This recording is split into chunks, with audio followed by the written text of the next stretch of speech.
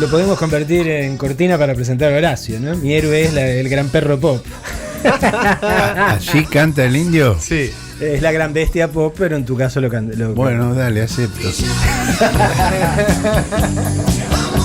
Bueno, vamos a brillar, mi amor, con Horacio Berbisky. ¿Cómo andamos? Preocupado. Sí, ¿no? Yo después de leer tu nota de ayer quedé preocupadísimo. Sí, mucha gente quedó preocupada. Y después de ver cuánta gente quedó preocupada, me preocupé yo también. Ah, sí, vos la escribiste tranquilo. Mientras escribía no tenía conciencia de lo preocupante que era lo que estaba escribiendo. ¿Te parece? Repasamos un poco qué es lo que contaste ayer en el cohete a la luna. Sí. Digo, estamos hablando hace semanas del tema del golpe, de la situación de Bolivia, de la situación de Chile, de la posición de Estados Unidos, de apoyar el golpe de Bolivia, del gobierno argentino de Macri, de llamarlo con cualquier palabra menos golpe. Pero lo que no habíamos hablado hasta ahora es de la Argentina y de las Fuerzas Armadas Argentinas. Y esta semana yo dirigí mi atención hacia ese lugar. Dentro del contexto internacional, la nota se llama El Golpe Bueno, y refleja un debate, una discusión que hay en este momento en Estados Unidos respecto de si los golpes son siempre repudiables y hay que oponerse, o si pueden ser golpes buenos que ayuden a salvar la democracia. Sí. De hecho hay un libro que contaste ayer que se llama exactamente así, El golpe democrático. Exactamente, el golpe democrático, de un académico estadounidense de origen turco, pero que además es comentado en la revista del Ejército de Estados Unidos por el director de la Escuela de Comando y Estado Mayor del Ejército de Estados Unidos, que apoya con cierto entusiasmo la idea de que los golpes no son siempre malos. Y hace incluso referencias a Estados Unidos, que ese es uno de los puntos que hay que analizar. Esta ola de descontento con la democracia, de descontento con la financiarización, de constatación de que con la democracia no se come, se cura ni se educa, abarca también a Estados Unidos. Claro. En Estados Unidos también hay conciencia de eso, también hay reacción contra eso, y esa reacción tiene dos caminos. Tiene un camino que podríamos llamar latinoamericano, tercermundista, que expresan los candidatos demócratas Bernie Sanders y Elizabeth Warren, que plantean una reforma profunda del sistema económico-social, del sistema político. Sanders se proclama abiertamente socialista, cosa que en Estados Unidos hasta hace pocos años era imposible, porque te agarraron de las orejas y te llevaban a la cárcel. Hoy se acepta como una hipótesis más. Pero también hay otra forma de expresión, que es el candidato de la derecha demócrata, Joe Biden, que fue el vicepresidente de Barack Obama, que expresa los intereses del sistema financiero global, internacional, que es el que justamente genera este malestar en las capas populares. Claro. Pues el que acumula todo, el que se queda con todo y no reparte nada. Perdón por el paréntesis, digo, Joe Biden, que bueno, viene de capa caída últimamente, y ahora se suma a los precandidatos demócratas un empresario llamado Michael Bloomberg, ¿no? Que apunta básicamente... Que representa lo mismo, exacto, pero no tiene las manchas que tiene Biden, porque Biden tiene un hijo que se llama nada menos que Hunter, que en inglés quiere decir cazador. Qué lindo nombre le puso el papá. Qué miedo, ¿no? Todo, Sí. Hunter Biden, que anduvo haciendo negocios en Ucrania, y Trump ordenó investigarlo para ver si podía embromar al padre como candidato demócrata, y para eso acordó con el gobierno de Ucrania que fueran los ucranianos los que investigaran, porque Hunter estaba haciendo negocios en Ucrania. Claro. Y los ucranianos fueron presionados por Trump, que retuvo un programa de ayuda que ya estaba acordado y no lo entregaba hasta que los ucranianos no le pasaran el informe sobre Hunter Biden. Este es el motivo central del procedimiento de juicio político. Los demócratas han iniciado contra Trump. Faltan unos pocos días para que se decida si va a haber juicio político o no. Están en las preliminares. Pero que, a mi gusto, y creo que lo anticipé en alguna intervención anterior, el juicio político a Trump no se explica sin la crisis mundial de la globalización, sin la reacción productivista de Trump contra esa crisis. Es decir, Trump es un ser brutal, dice barbaridades, le toca la cola a las mujeres, hace barbaridades, pero ha logrado que parte de las multinacionales de origen norteamericano repatrien sus inversiones de los países del tercer mundo a Estados Unidos, y en este momento Estados Unidos tiene la desocupación más baja de medio siglo, por lo cual digamos, Trump es llamado populista en Estados Unidos y confronta con el sector, digamos, que en términos argentinos llamaríamos neoliberal, pero que en realidad corresponde, digamos, a la financiarización, a la globalización financiera que expresan tanto Biden como Michael Bloomberg. Ahora, yo decía que el juicio político a Trump no se explica sin esta crisis, más los conflictos de Trump con las Fuerzas Armadas. Claro. Porque Trump, dentro de sus extravagancias políticas, ha ordenado el retiro de tropas de distintos países que los gobiernos demócratas invadieron durante los gobiernos de Clinton y de Obama. Ha ordenado el retiro de tropas de Siria, de Afganistán. Ha habido una gran pulseada con las Fuerzas Armadas que se han opuesto a eso. También con la CIA. En su momento. La CIA es uno de los primeros actos de su gobierno fue justamente descabezar la CIA. Y poner a Mike Pompeo, que luego pasó al Departamento de Estado, que formula la política exterior. Es el primer caso de un jefe de la CIA que pasa al Departamento de Estado. Y ha habido mucha resistencia militar a estos retiros de tropas, que ha sido pública y ha sido reservada. Públicamente, por ejemplo, renunció el general John Mattis, que era el perro loco, lo llamaban, el general Mattis, que era el ministro de Defensa, en desacuerdo.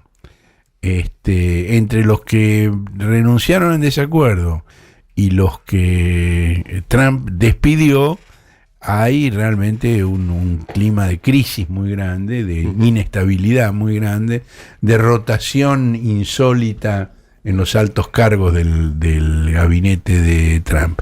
Del mismo modo, el juicio político a Nixon hace 44 años no se puede entender sin la derrota de Estados Unidos en el sudeste asiático.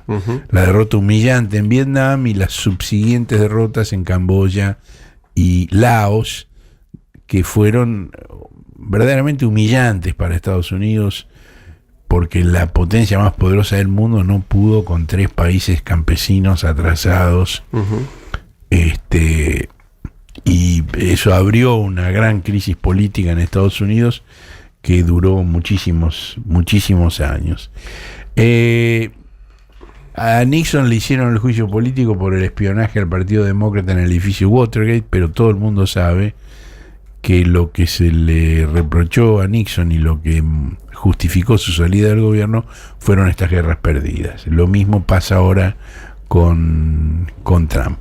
Bueno, este es el contexto internacional de lo que quería contar. Es apenas la introducción. Sí. Me disculpo por el largor, como dirían los catalanes. ¿Qué pasa acá? Porque es lo que nos preocupa al internacional, pero si se trae acá, nos preocupa incluso todavía más. Bueno, en abril del año pasado, el Estado Mayor Conjunto de las Fuerzas Armadas, a cargo del general Bari Sosa, otro paréntesis, ¿quién es Bari Sosa? Bari Sosa es el hijo de una diputada que se llama Eusebia Jerez, de la Fuerza Republicana de Bussi, que además fue candidata a vicegobernadora de la provincia de Tucumán. Y está casado con Marta Cardoso, que es la hija del coronel Eduardo Cardoso, detenido por crímenes de lesa humanidad en Corrientes. Digo, para ubicar el personaje. Bueno, el Estado Mayor Conjunto, a través de su Dirección General de Inteligencia, produce en abril, el 23 de abril, un informe especial de inteligencia número 16, titulado Venezuela, factor militar extrarregional. Y hace una serie de referencias a la situación de Venezuela, el gobierno de Chávez, las relaciones militares con Cuba, la alianza económica y militar con Rusia y con China, que contrarresta el predominio de Estados Unidos. Solo en material militar, dice, Venezuela le debe a Rusia 4.000 millones de dólares. Los lazos con Irán fortalecidos. Incluso hubo vuelos regulares entre sus capitales. Mira qué delito, ¿no? Sí. Vuelos regulares entre sus capitales. Sí, acá tenemos vuelos regulares de Buenos Aires a un montón de lugares. Sin pasar por Miami. Sí. Dice que en diciembre del 18, un funcionario de Estados Unidos formuló la posibilidad de invasión a Venezuela en 96 horas. Sí. Que es el tiempo en el cual, dice el general Sosa, es el tiempo en que Estados Unidos puede proyectar su instrumento militar en cualquier rincón del hemisferio americano. Es decir, les basta 96 horas. En ese caso, dice, Rusia desplegó 2 aviones Tupolev 160 en menos de 48 horas. Sí. Si Estados Unidos necesita 96, a Rusia le bastaron 48. Lo cual, que está más lejos. Lo cual hizo que Mike Pompeo calificara esto como un despilfarro de fondos públicos. Claro, cuando gasta Rusia o Venezuela es un despilfarro, cuando gastan ellos es una inversión razonable en la defensa, por supuesto, nacional. Rusia ha enviado bombarderos a la otra parte del mundo y ambos países deberían ver esto como lo que es: 2 gobiernos corruptos, malgastando fondos públicos y reprimiendo la libertad mientras sus pueblos sufren, dijo el defensor de la libertad Mike Pompeo, que ustedes recuerdan, escuchamos hace un tiempo un audio de una conferencia en una universidad en Texas, donde entre risotadas, él dice que cuando estudió en West Point, en la academia militar, le enseñaron que no había que mentir, no había que engañar, no había que, no me acuerdo qué otra porquería no había que hacer, y se ríe y dice, nosotros en la CIA hicimos todo eso, mentimos, claro, engañamos, y se ríe. Bueno, y este informe, Horacio, o sea, esto lo hace el Estado Mayor Conjunto de las Fuerzas Armadas, o sea, las Fuerzas Armadas Argentinas. Exactamente, la Dirección General de Inteligencia, y se lo circula a el Ministerio de Defensa y a una serie de otras, a la presidencia y a otras dependencias del... Al hablar de la situación actual, estamos hablando de abril del 19, el informe dice que Venezuela posee la mejor defensa aérea de América Latina, con misiles S-300 instalados al sur de Caracas, y con el suministro de apoyo militar de Rusia, sería muy difícil su invasión por un instrumento militar convencional. Tiene a favor el factor geográfico y su extensión, y por su parte el canciller Jorge Arreaza defendió la potestad de firmar acuerdos y afirmó que la presencia de militares rusos responde a una necesidad de protección del pueblo.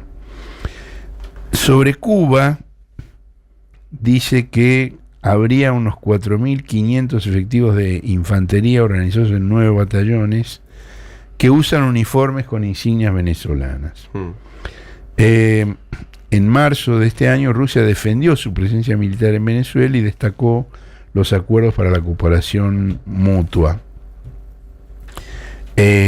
Rusia anunció también que enviará más tropas a Venezuela. Acá hay una evaluación que hace Bari Sosa. Todo esto es ilegal, aclaremos. Claro, te iba a contar eso. O sea, ¿cuál es el problema? Después vamos a decirlo en detalle. Todo esto es ilegal. Las Fuerzas Armadas no pueden hacer inteligencia estratégica nacional, que le corresponde a la agencia federal, a la CIDE, a la vieja CIDE. No puede hacer inteligencia estratégica militar, que le corresponde a la Dirección de Estrategia Militar del Ministerio de Defensa, no de las Fuerzas Armadas. Sí. Y no puede hacer inteligencia interior, que le corresponde al Ministerio de Seguridad, en la Dirección Nacional de Inteligencia Criminal. Son 3 actividades prohibidas que están...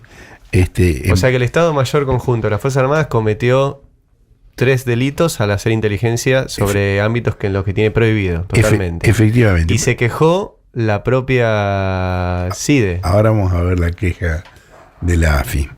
Pero, además, hay una evaluación que él hace y que atribuye a otros actores innominados, que dice que la situación no se resolvería con el instrumento militar en operaciones de guerra porque Estados Unidos podría abastecerse de crudo al precio de mercado y que a Estados Unidos le resultaría más cara la invasión de Venezuela para apoderarse del petróleo.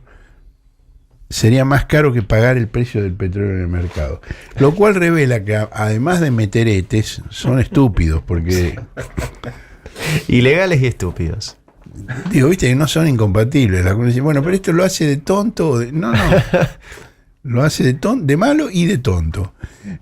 Porque, digamos, la seguridad energética, que está contemplada en el documento de estrategia de seguridad nacional de diciembre del 17 que firmó Trump, es mucho más importante que el costo del petróleo que vos pagás hoy en tal o cual lugar.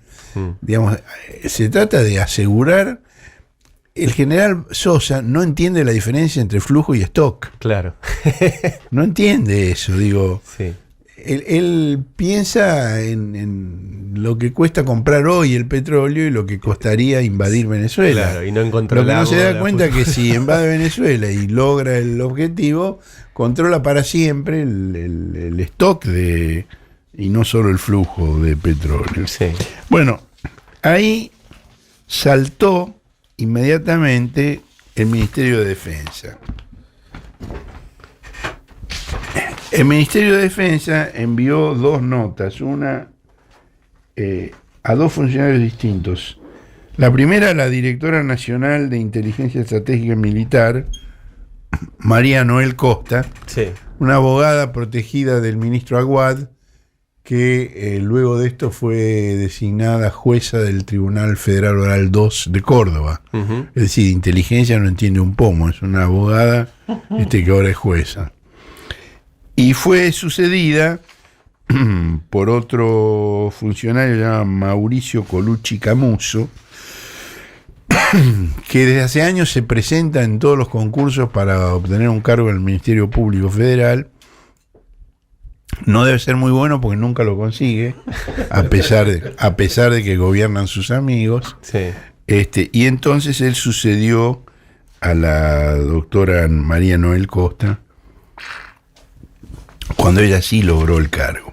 Bueno, la nota la envía el director de Asuntos Legales y Técnicos de la AFI, que se llama Hernán Martiré Palacio, y le dice que el Estado Mayor Conjunto presentó un proyecto de resolución con un nuevo organigrama.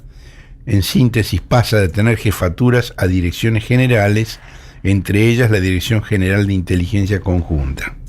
A través de una directiva secreta de Sosa, se convoca a las fuerzas a participar de distintos grupos de trabajos, entre ellos uno referido a inteligencia. En esta especialidad se decide poner en marcha un sistema de alerta estratégica, avanzando sobre facultades que han sido legalmente asignadas a esta AFI, a la Dirección Nacional de Inteligencia Criminal, a esa Dirección Nacional de Inteligencia y Estrategia Militar, que es la que la propia interlocutora de él ocupa, y a la Secretaría de Asuntos Estratégicos de la Jefatura de Gabinete de Ministros. El SAE tendría como responsable primario al Director General de Inteligencia Conjunta del Estado Mayor Conjunto y consistiría en una percepción analítica y su comunicación efectiva al nivel estratégico nacional, es decir, analizar e informarle al Poder Ejecutivo sobre cambios importantes en el carácter o nivel de amenaza a la seguridad. Y le recuerda que las leyes de defensa nacional y de seguridad interior excluyen a la seguridad del ámbito de competencia de la Fuerza Armada. Le envían al Ministerio de Defensa, dice que al fijar escenarios propios de interés, el Estado Mayor Conjunto de las Fuerzas Armadas, es la AFI, conforme a los lineamientos y objetivos establecidos por el presidente de la Nación, la que formula el Plan de Inteligencia Nacional que determine esos escenarios. Del mismo modo, la Dirección General de Inteligencia del Estado Mayor Conjunto prevé la formulación de acuerdos con agencias extranjeras, atribución exclusiva de la AFI. Esto es muy importante porque el general Sosa se reúne permanentemente con los enviados del Comando Sur. Yo tengo una colección de fotografías de Sosa con los sucesivos jefes del Comando Sur, que son los que le bajan la línea y los que le pasan la información, porque claro, este informe sobre Venezuela, ¿vos creés que realmente lo hizo me hace pensar el viejo chiste, ¿no? ¿Inteligencia militar? No, con la central de inteligencia. No,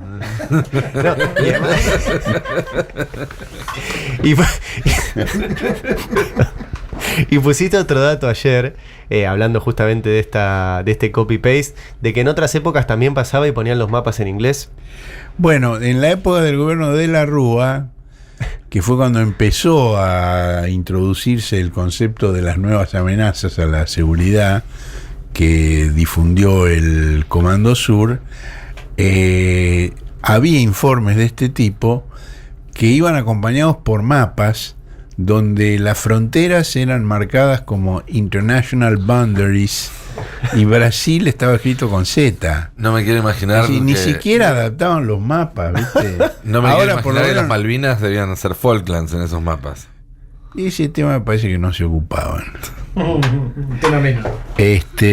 Entonces le dice: la producción de inteligencia estratégica militar es competencia exclusiva de la Dirección Nacional de Inteligencia Estratégica Militar, del Ministerio de Defensa, y los organismos de inteligencia de las Fuerzas Armadas tienen a su cargo la producción de la inteligencia estratégica operacional y la inteligencia táctica necesarias para el planeamiento y conducción de operaciones militares y de la inteligencia técnica específica. Aquí la reiteración de la palabra inteligencia puede hacer que uno se pierda, pero digamos, hay niveles distintos. Es decir, los militares pueden hacer inteligencia, pero la inteligencia que tienen que hacer es inteligencia estratégica operacional e inteligencia táctica militar. Es decir, de cómo se va a emplear el instrumento militar de la nación en los casos que le indiquen quienes manejan justamente la inteligencia estratégica militar y la inteligencia estratégica nacional, que son las autoridades civiles. Y además le dice que el funcionamiento del sistema de inteligencia nacional debe ajustarse a las previsiones contenidas en la Constitución Nacional y en las normas legales y reglamentarias vigentes. Y se advierte que el Estado Mayor Conjunto pretendería establecer un sistema de inteligencia al margen de la ley, cuyo marco de actuación se encontraría por fuera del sistema de inteligencia nacional, sin conducción legalmente instituida ni régimen de control legítimo, circunstancias que evidencian no solo la igualdad del acto, la ilegalidad debe querer decir, es un error, sino además su inconstitucionalidad. Bueno, esta es la nota que le manda la AFI al Ministerio de Defensa. Hay otra nota, pero digamos lo básico ya está aquí para no hacerlo más largo. Y para terminar, el día 15 de noviembre, que fue el día de la inteligencia nacional, de la inteligencia militar, se realizó una ceremonia en Campo de Mayo donde los inteligentes del ejército desfilaron. con una marcha. Eran poquitos, era patético, pero no dejaron de bajar mensajes contra la subversión, el marxismo, muy actualizada y el la demonio. doctrina. Y publiqué el video. No, el video es tremendo. Y ahí uno de los participantes fue el coronel Marcelo Granito. El coronel Marcelo Granito era un protegido del general Milani en inteligencia. Milani había propuesto su ascenso general. Nosotros desde el CELS y yo en mis artículos contamos quién era el general Granito y no pudo ascender. El general Granito es el agente de inteligencia que le hizo el entre en 1988 al movimiento Todos por la Patria para que atacaran el cuartel de la Tablada. Es el hombre que intoxicó con falsa información a estos termocéfalos del MTP. Bueno, esta es la situación. Agustín Rossi va a tener mucho trabajo. Sí, estaba pensando justamente la pregunta en era eso, ¿qué se hace a partir de esto? ¿Cómo se sale a partir de acá? Es obvio que ni el general Sosa, jefe de Estado Mayor Conjunto, ni el general Pascualini, jefe del Ejército, que también está vinculado con la represión dictatorial a través de su suegro, el general Atos Renes, que está condenado a prisión perpetua por los crímenes de lesa humanidad cometidos en Margarita Belén, y cuya esposa María Laura Renes es una activa divulgadora de infundios sobre presuntos presos políticos, venganzas y reivindicaciones de lo que fue la represión. Ellos evidentemente no pueden seguir. Con el cambio de gobierno van a cambiar. Ahora hay que ver más en profundidad cuántas otras cosas tienen que cambiar. Claro. Yo no sé si yo les conté ¿Y si hay más informes de este tipo? Vos encontraste uno, pero sí, vos encontraste el 16, ¿no? O el 19. Sí. Puede haber 15 anteriores. Sí, obviamente esto es parte de una política, ¿no? No sé si yo les conté en el año 3, cuando el ministro Pampuro había prometido que los jefes de las Fuerzas Armadas iban a permanecer por lo menos hasta fin de año, y Kirchner decidió lo contrario, y Pampuro ofreció la renuncia, y Kirchner dijo: ¿por qué? Es una facultad del comandante en jefe, que soy yo, no tenés por qué renunciar vos. Bueno, pero yo les había prometido, no importa, vos quedate, y se quedó Pampuro. Y cuando Kirchner le comunicó que el elegido en el ejército era el general Bendini, Pampuro empezó a mirar el escalafón, bajaba el dedo así por la hoja, no lo encontraba, y decía: no veo ningún Bendini. Y Kirchner dijo: te falta una hoja. Página 2. Te falta una hoja. No. Es decir, 27, estaba 27 en el orden de antigüedad y de mérito, con lo cual su designación implicó el pase a retiro de 27 oficiales anteriores, lo cual triplicó la marca de Cámpora en el año 3, cuando la designación del general Carcaño como jefe del ejército implicó el pase a retiro de 9 generales de división. Acá lo triplicó. Bueno, no sé, ¿cuánto es 27 por 3? 81. 27 por 3 es 81. Bueno, Rossi, ya sabes, el número es el 81. Le jugamos al 81.